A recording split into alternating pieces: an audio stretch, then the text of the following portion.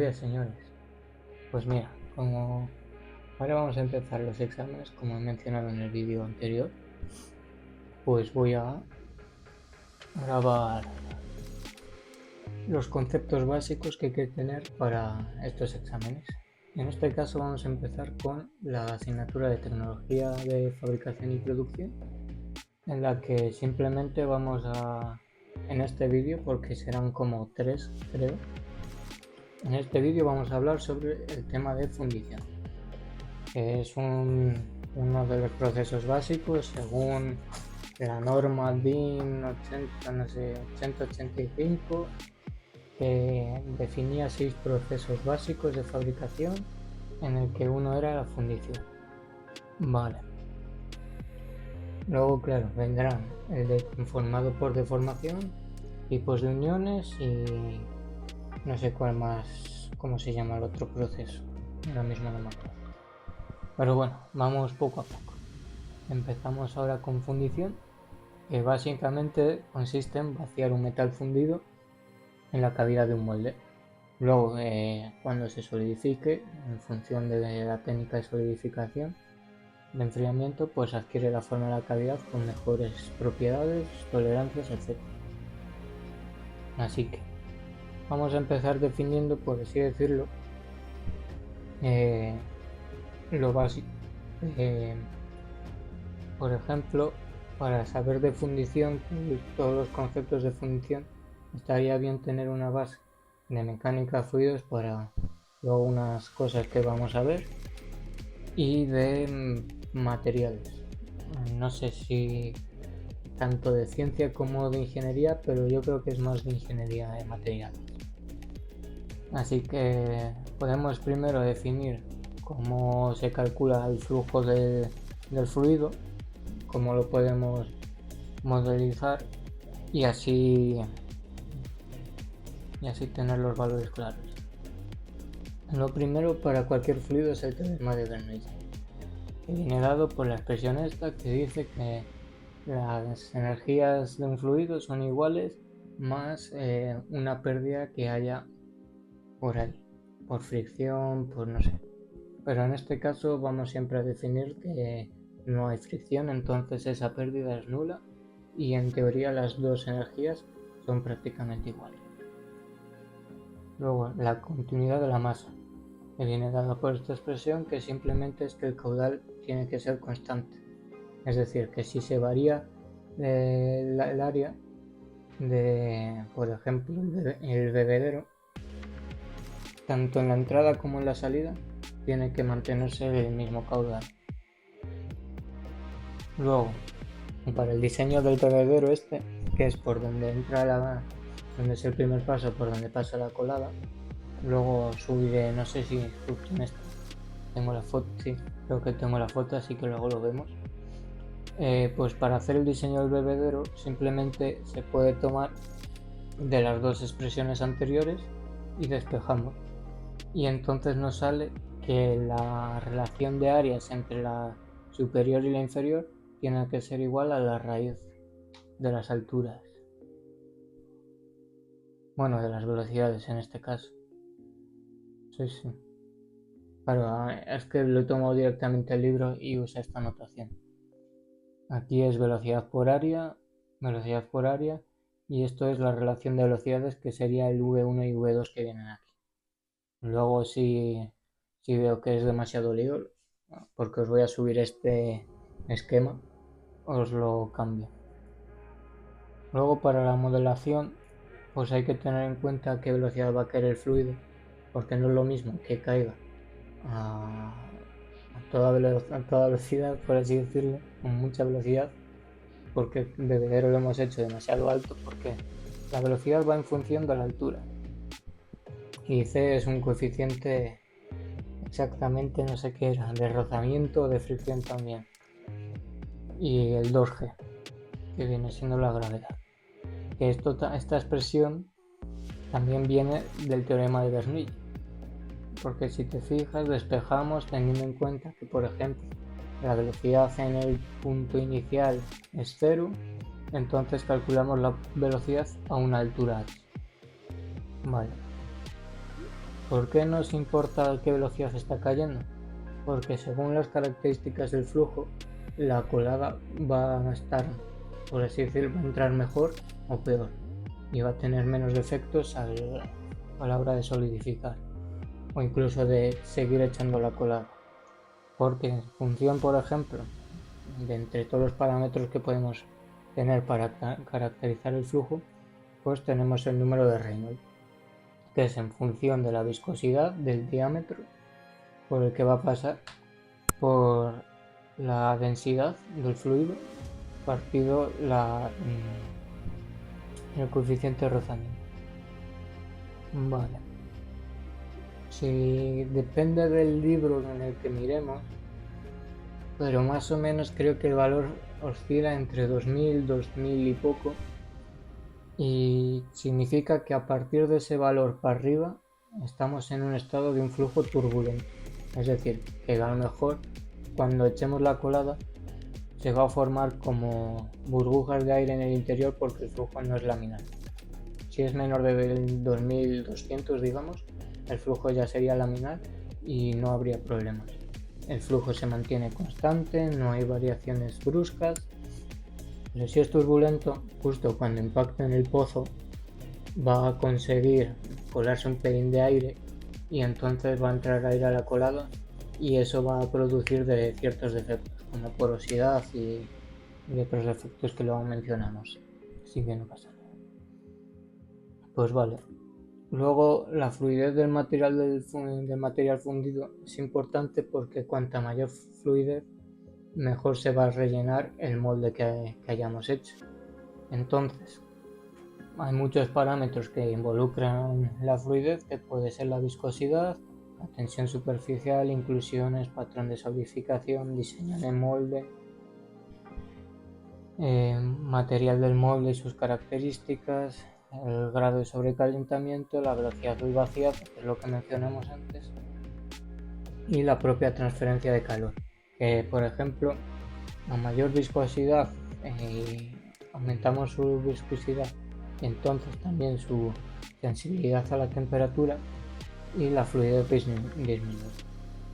En el caso de la tensión superficial, que lo he mirado aquí, pues cuando una tensión superficial es elevada en el metal líquido pues se reduce la fluidez, y en el caso, por ejemplo, un caso específico podría ser en el aluminio, las películas de óxido que se pueden retener arriba, que también se conoce como escoria, puede hacer incluso que aumente esa tensión superficial 3 veces. Entonces haría que sea muy poco fluido, el propio fluido, el material fundido. Y bueno, los otros pues tienen sus propias especificaciones. Por ejemplo, el patrón de solidificación pues puede afectar a la fluidez, que encima la fluidez es inversamente proporcional al intervalo de solidificación. Es decir, que si el intervalo crece mucho, la fluidez se reduce.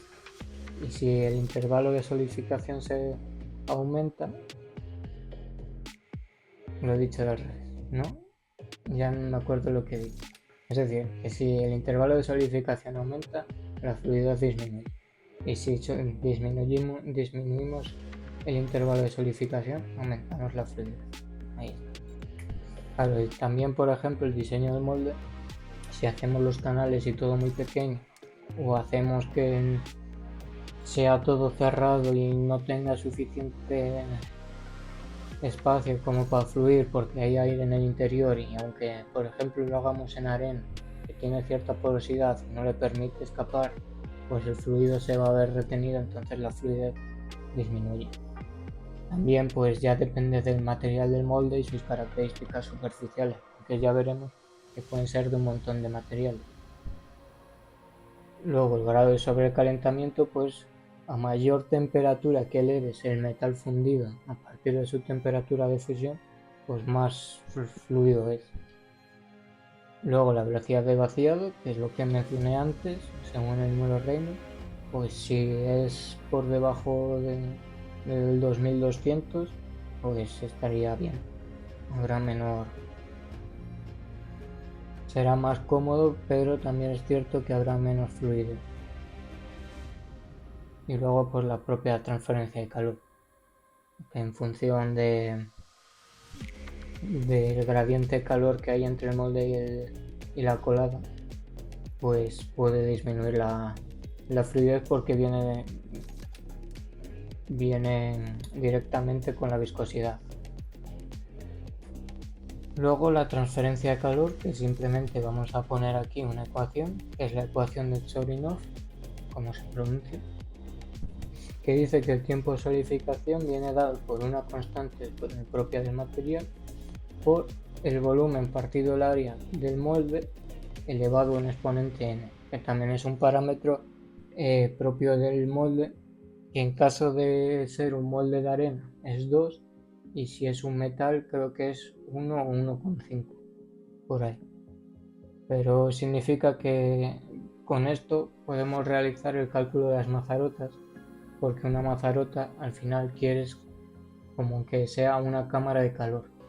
Una mazarota, que luego veremos dónde se pueden colocar en una imagen, pues al final se trata de otra parte del molde que no es la propia pieza, que alberga material y que retiene calor para que el calor de la pieza se disipe uniformemente.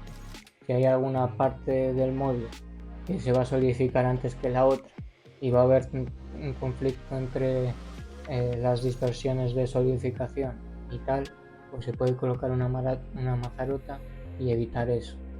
¿Qué pasa? Que la mazarota se tiene que enfriar más lento que el propio molde, la propia pieza.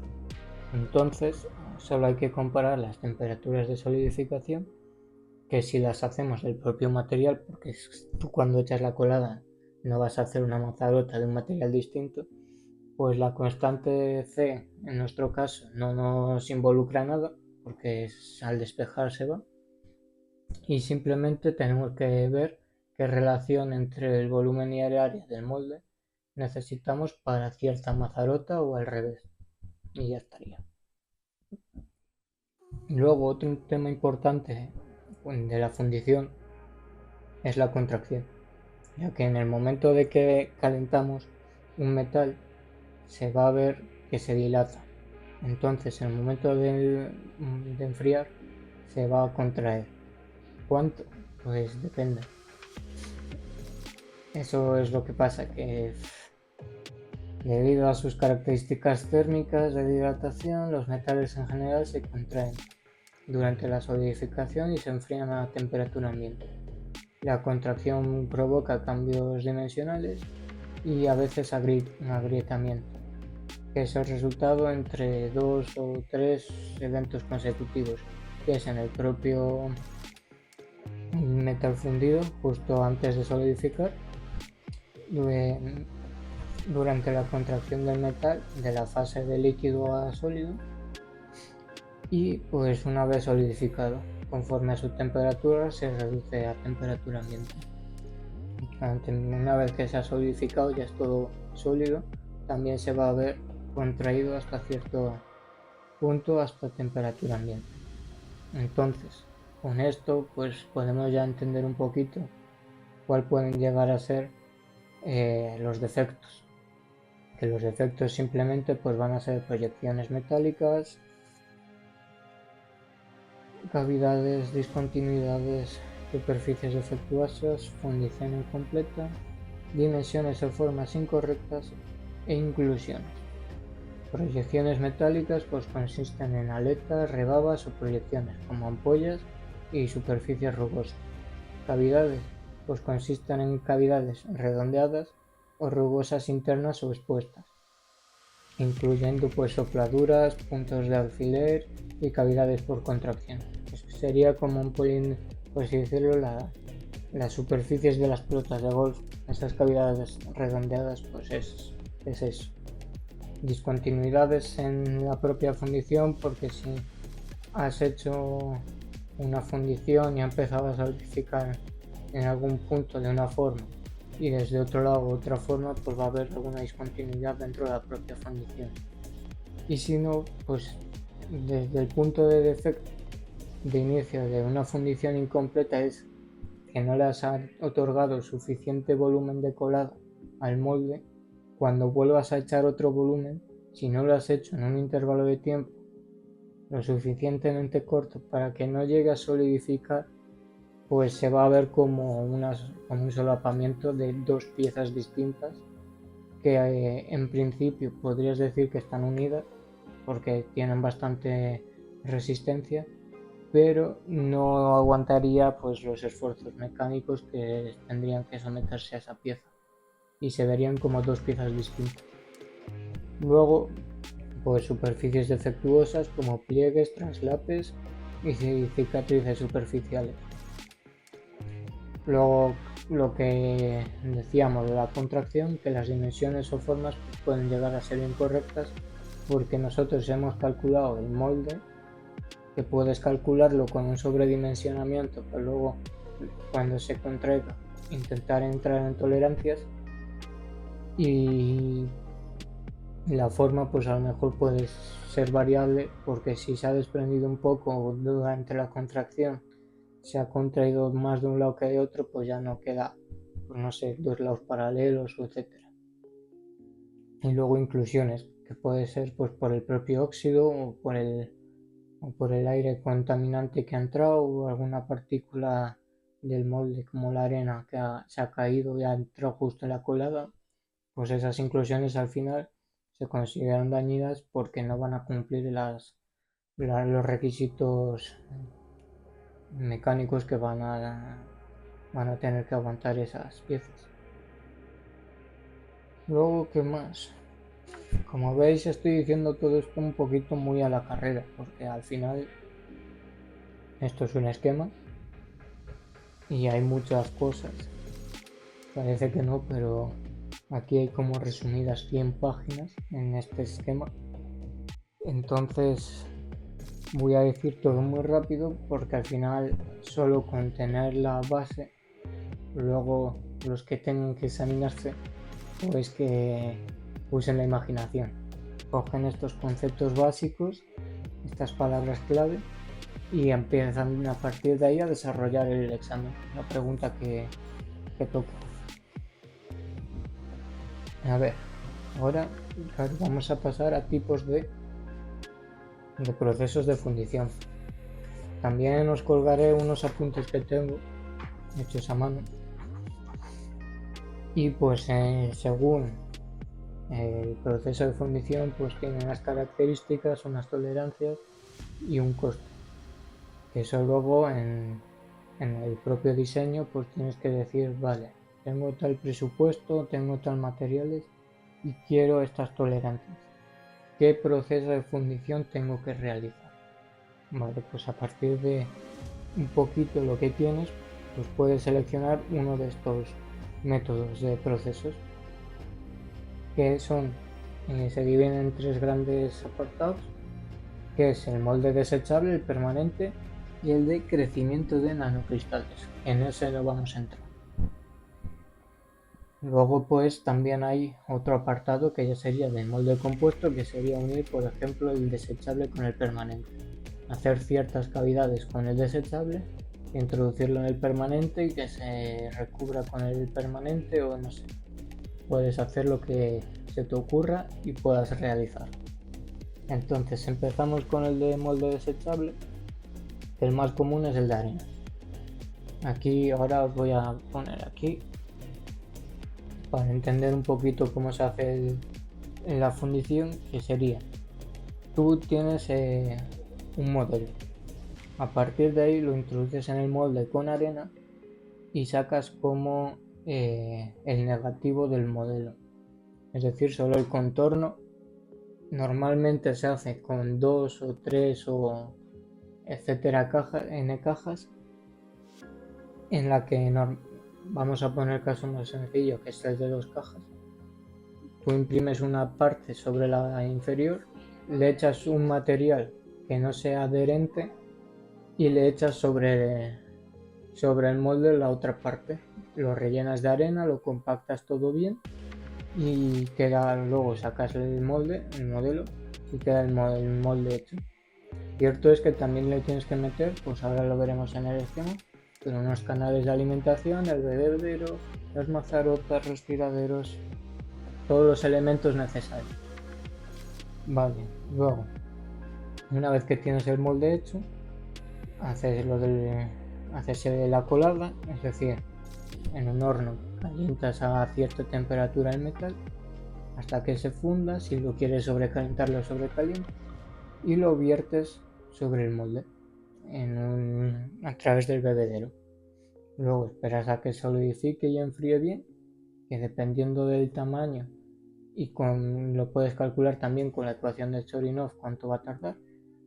Pues una vez que solidifique del todo, pues sacudes para eliminar todo el resto que se haya quedado del molde, y pues también le cortas pues las mazarotas y los sistemas de alimentación.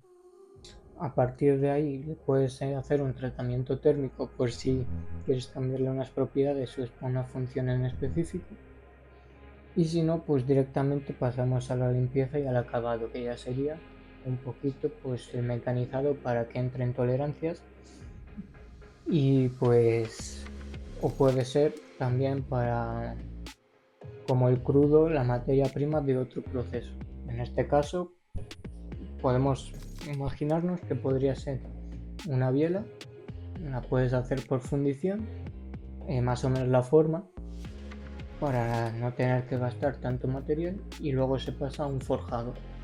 Pues de eso se trata, que puede ser tanto para piezas finales como para materias primas de otros procesos. Y por último, pues claro, tiene que pasar una inspección para que veamos que realmente esa fundición que hemos hecho cumple los requisitos de diseño. Aquí se puede ver lo que os estaba comentando. Tenemos la copa de vaciado, que a veces se coloca para que sea más fácil de echar la colada, porque el crisol a lo mejor es demasiado grande para el orificio superior del bebedero que hemos puesto. Entonces el bebedero normalmente tiene forma de cono y abajo hay una compuerta para regular el flujo que va a caer, para evitar que sea flujo turbulento. Luego en el pozo, que es la parte final del todo, pues impactaría el flujo, entraría por el canal de alimentación.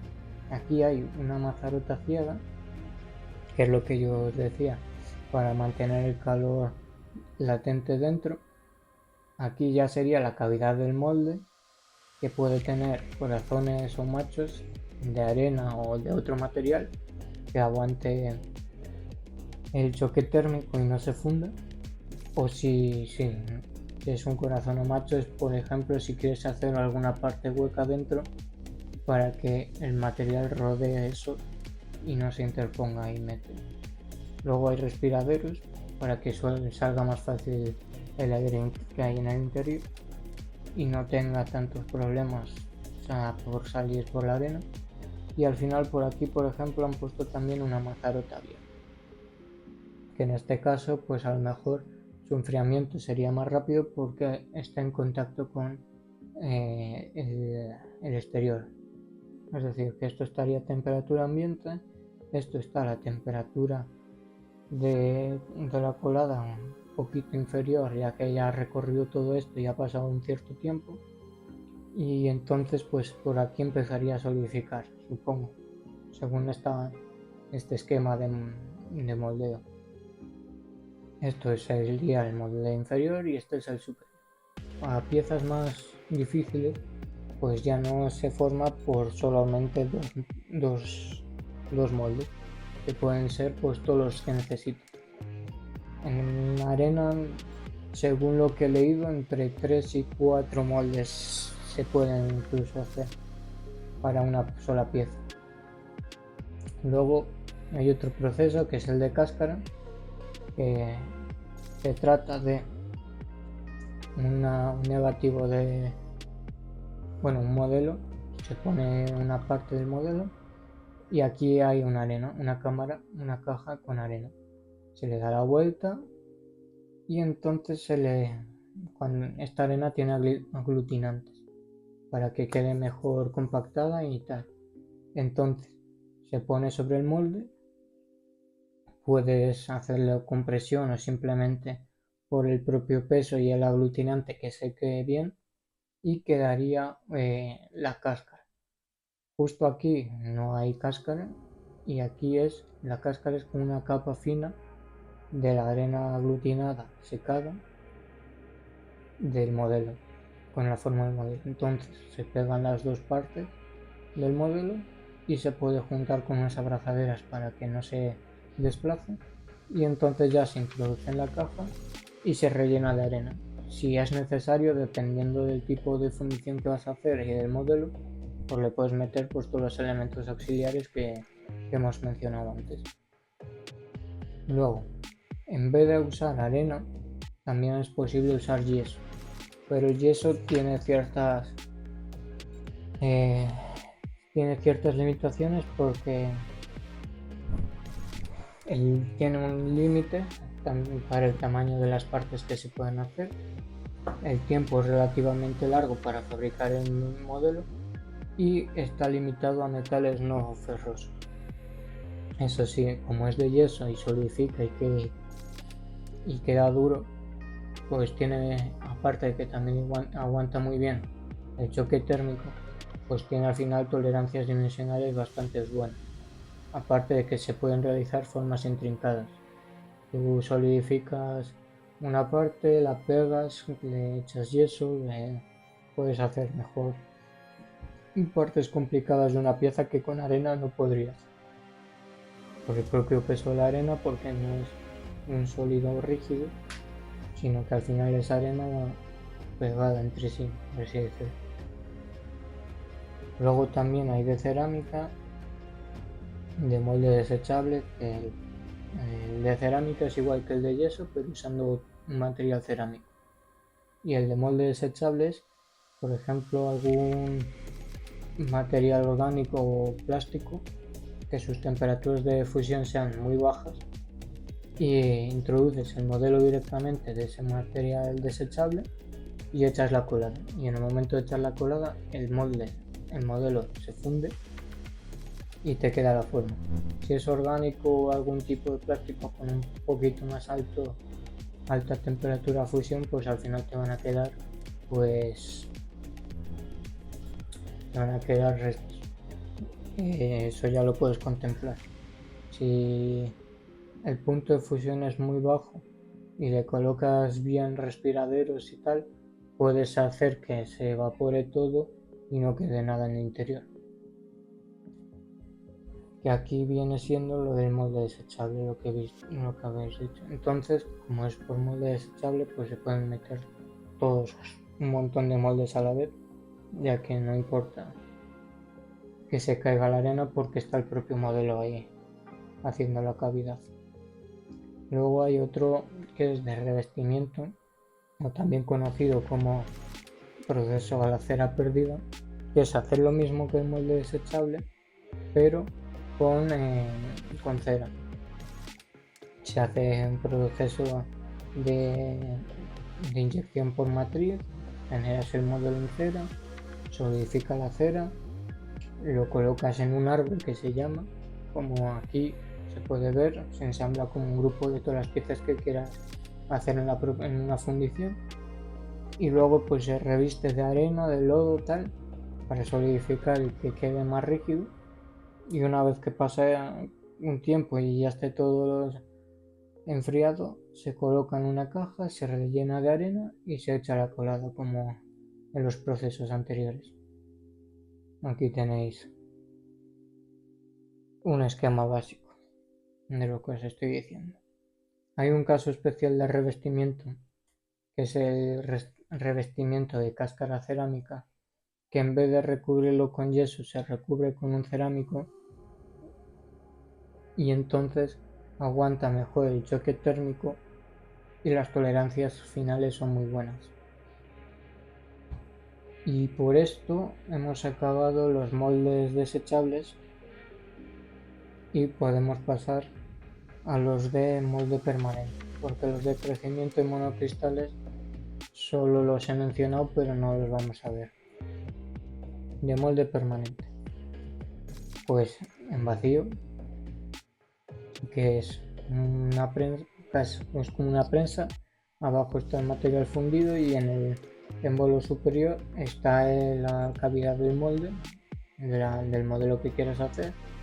Se presiona, se succiona por vacío, se rellena la cámara vacía y solidifica con la forma que sea.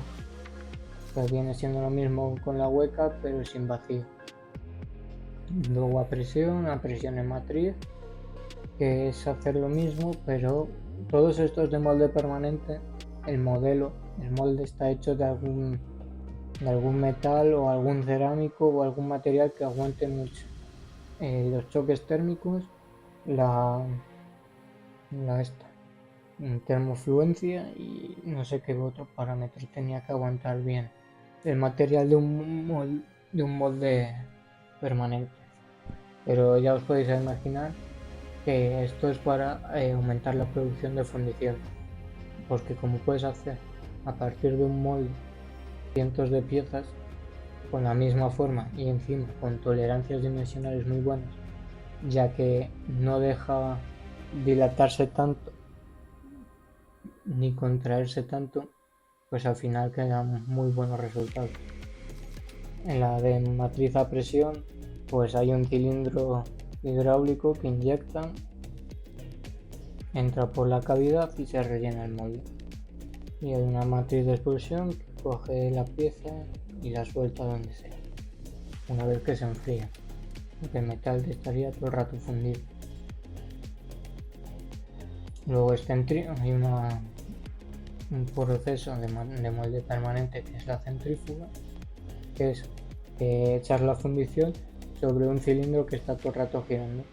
Con esto puedes conseguir hacer piezas de fundición con paredes muy delgadas. También pueden ser pues piezas de revolución que tú pongas un modelo, una cavidad en revolución, la estés haciendo girar todo el rato a una velocidad, no sé, habría que calcularla para ver que todo el fluido solidifique bien, que siempre esté por la fuerza centrífuga en los laterales, que se distribuya bien a través de todo el molde. Al final son procesos que aumentan mucho la producción, pero que lleva un proceso de hacer muy costoso. Aquí está lo que os he dicho. Luego por lado impresor, que es lo mismo pero con una cavidad interior con una forma definida. Pueden hacerse anillos y etcétera. Y semisólida. Pues como podéis ver, esto es lo que define un poquito la parte de fundición. Este esquema. ¿Cuánto llevo? Pero bueno, llevo media hora. Pero bueno, media hora más o menos se ha explicado esto a grosso modo. No sé si a lo mejor lo meto aparte. En fundición hay que tener en cuenta pues la cantidad de producción que quieres hacer, las tolerancias que quieres tener, el presupuesto que tienes por ahí y la cantidad de materia prima que puedes obtener. Entonces, en función de todos los parámetros de diseño y de la finalidad de la pieza, pues puedes elegir entre todos estos tipos de procesos de fundición. Así que yo creo que hasta aquí es un resumen bastante rápido en donde he intentado meter todo. No he mencionado el tipo de aleaciones no ferrosas y ferrosas para fundiciones, porque al final también es meterse mucho en materiales, porque según la estructura de un material de una aleación en función de la composición de los materiales, pues va a ser mejor o peor para la fundición y va a tener ciertas propiedades que nos pueden interesar más o menos. Por ejemplo, no sé, por mencionar un ejemplo, el cobre aguanta muy bien el desgaste. Entonces, si os fijáis, puede ser que un montón de piezas que tengan cobre sean para cojinetes o piezas así, o casquillos, ya que son las piezas que más desgaste van a sufrir. Pues eso ya es como demasiado amplio y no lo vamos a mencionar. Eso ya, si tenéis más ganas, investigáis por cuenta propia y ya está. Pero os subiré el link de este esquema y las 3 paginillas que más o menos resumen lo que os he dicho ahora. Un poquito con mi letra, así que son bien artesanales estas. El próximo vídeo ya será de conformación por deformación, que lo haré con la misma temática, a menos que me digáis que la cambie, que queráis ver algo más visual con más imágenes. Así que ahora, como lo voy a subir un día antes, un par de horas antes, pues si entráis a verlo y tal, comentadlo abajo y me decís cómo lo queréis. Porque claro, resumir todo esto al final es bastante complejo, porque hemos estado dando esto durante un mes y resumirlo en media hora ha sido curioso. Me he saltado algún concepto, pero bueno, es lo que hay.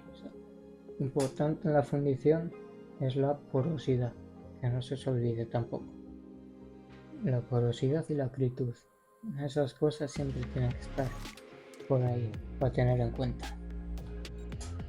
Pues bueno, señores, ya hemos terminado y nos vemos en el próximo vídeo.